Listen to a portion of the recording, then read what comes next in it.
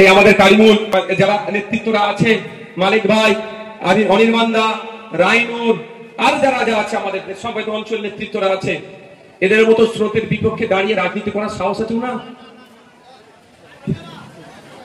পারবে? তাহলে কিসের লিডার? লিডার কি হবে? স্রোতের বিপক্ষে দাঁড়িয়ে যারা রাজনীতি করবে, এই আমাদের যারা আছে পোলেরাটের নেতৃত্বরা যারা আছে, এখানে দেওতার নেতৃত্ব আছে, বিভিন্ন অঞ্চলের নেতৃত্ব যারা আছে, ভগবানপুর থেকে শুরু করে ডাবলগাছি আরো অঞ্চলে যারা নেতৃত্বরা আছে, স্রোতের বিপক্ষে দিয়ে রাজনীতি করছে, এদের দম আছে। আর ওনার সেই সাহসটা নাই, সেই জন্য সরকার পরিবর্তন হওয়ার সাথে সাথে চটি চাটার জন্য লাইন দিয়েছে। আর আমরা বুক চিতিয়ে লড়াই করছি। যতদিন আমাদের ঘরে প্রাণ থাকবে অন্যায়ের বিরুদ্ধে কথা বলে যাব। সে শাসক হতে পারে, বিরোধী হতে পারে, সেটা আমরা দেখবো না।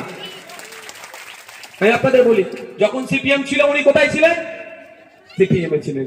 দল পরিবর্তন হয়ে গেল, লাভ মেরে দিল। কালকে দল পরিবর্তন হবে, আবার লাভ করার চেষ্টা করবে। এদের আদর্শ আছে, আবার জ্ঞানের কথা বলে।